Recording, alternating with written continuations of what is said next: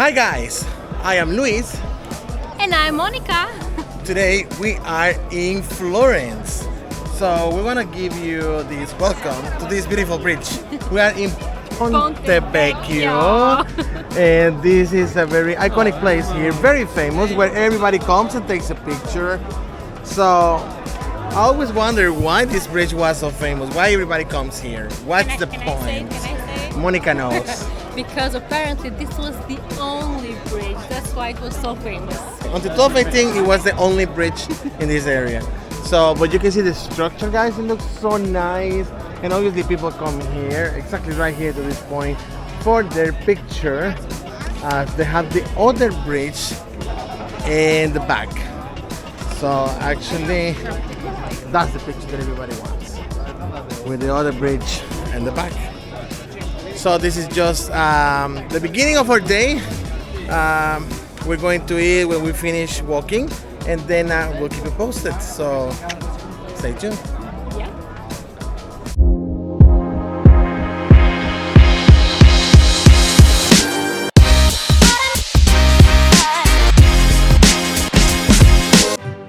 Welcome to our fourth day of our amazing round trip across Italy. Today we are in Florence, or as the Italians call it, Firenze, the cradle of the Renaissance and a city where every street corner tells story. Imagine a place where the air is filled with the spirit of artists like Michelangelo and Leonardo da Vinci, where every building, every piazza echoes with centuries of history.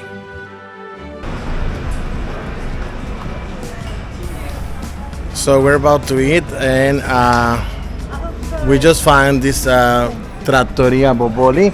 We saw a lot of people lined up outside, so let's go and try it. Let's see. Grazie.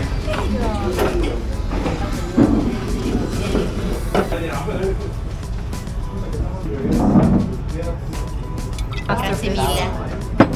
You had the bread. There you go.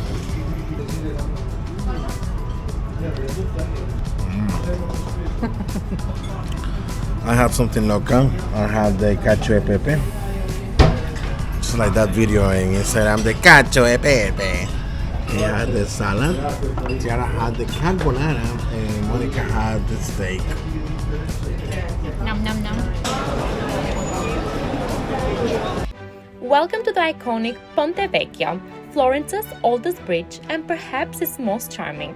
Legend has it that this bridge was spared during World War II by Hitler's orders, possibly because he was impressed by its beauty during a visit. It's famous for its bustling jewelry shops, which replaced the original butchers to ensure a more aromatic experience for the passers-by. So here in Ponte Vecchio you have all these fine jewelries. Yeah, when I say fine, it must be very expensive. And yeah, jewelries on this side. They have more jewelries on the other side. The good thing is you have this amazing view. It only has jewelry, as far as I saw. Yeah. Only this side of the bridge. Like when you cross the bridge from both sides, jewelry. Gold, actually. Yeah. Not just jewelry. Yeah, it is gold. So nice. Yeah, it is very nice. Next up, the Uffizi Gallery, a treasure trove of Renaissance art that is as rich in history as it is in masterpiece. Here, you're not just walking through an art gallery, but time traveling through the Renaissance. But obviously one of my favorites is right here, which is Mr. Galileo Galilei, right here in the corner, next to Pier Antonio Micheli.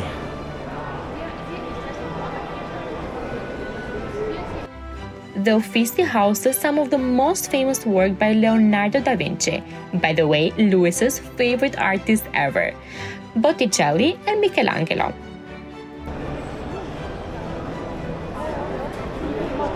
I'm looking for my favorite one, but I really hope it's not right there under those things. One of the most iconics right here, Dante Alighieri. Yeah, he was from here. He wasn't from Verona. Did you know that? No, I didn't. I was worried because I saw this scaffold right here. They're on construction. and I saw that they covered the most important one, which is one of my idols. In fact, I have one of the tattoos of one of his symbols, the Vitruvian Man, Mr. Leonardo da Vinci.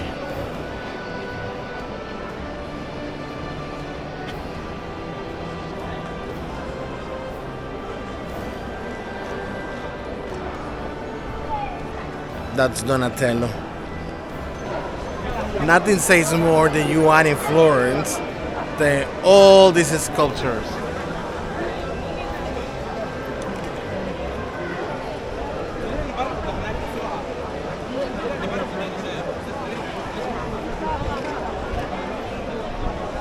It's the first time I see Monika very excited seeing all these naked men for free.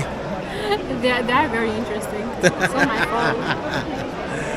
They're very interesting.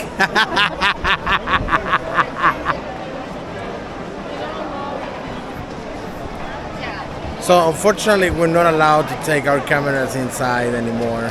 Not even cell phones. That's weird because in the past I filmed. Well, I can film from here. It's not like it's closed.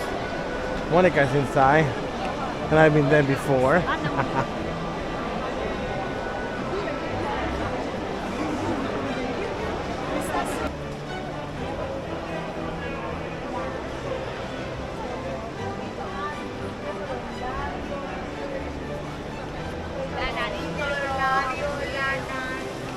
Here we are at the magnificent Palazzo Vecchio, the fortress-like palace that has been the political hub of Florence for centuries.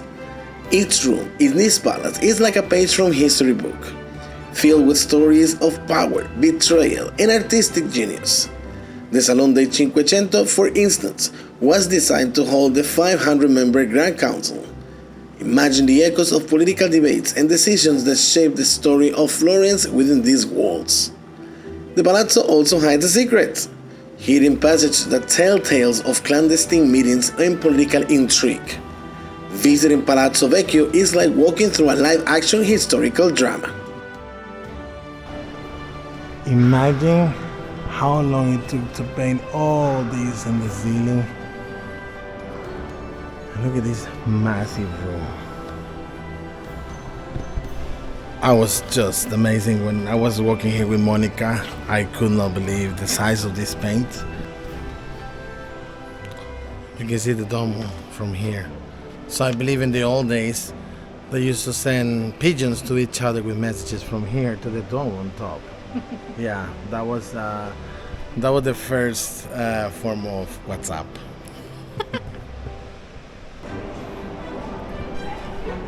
From this room coming out, you have all the entire view of Florence. Wow.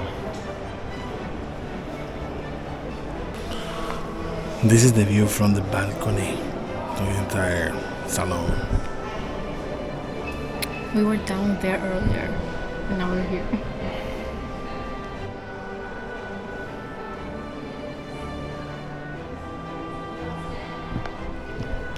Amazes me how these people used to build all these magnificent masterpieces in those days, and I wish you could see the details on this painting. It's just unbelievable. Same at the ceiling, guys. The ceiling, everything is noticeable. So nice. By far, this is my favorite room since we came in.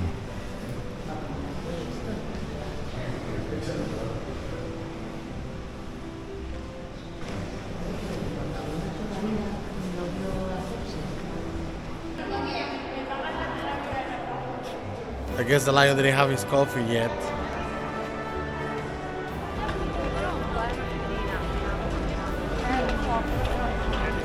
Anywhere you walk here in Florence is just unbelievable, unreal.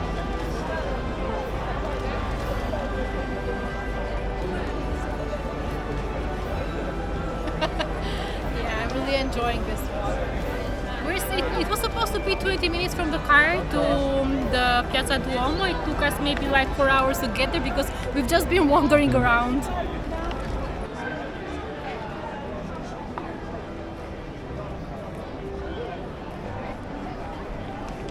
Amazing, huh? Cathedral of Santa Maria del Fiore, or as locals call it, Il Duomo. This cathedral is not just a religious monument, but a symbol of Florence's architectural prowess. Its massive dome, engineered by Brunelleschi, was a marvel of its time and remains an inspiration to architects and engineers.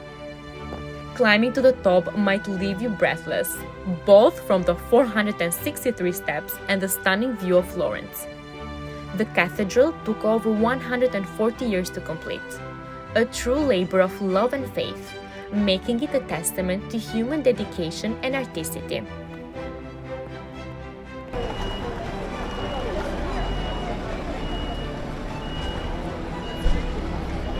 It's so difficult to catch it because of its location, you know, like all the buildings are really close to it. So it's very, very high, even to take good pictures, you know, like all of them look distorted because of the angle, but yeah, you still can appreciate it, man. It's amazing. Especially now at this time of the day, because the sunset is hitting, you know, the church, so it looks so nice. This is how the stores look when they're closed. They keep this medieval theme. That's so nice. And this is it for Florence. I hope you guys enjoyed this episode as much as we did. Don't forget to share this video with your friends. We truly appreciate it. Like and subscribe to our channel if you haven't.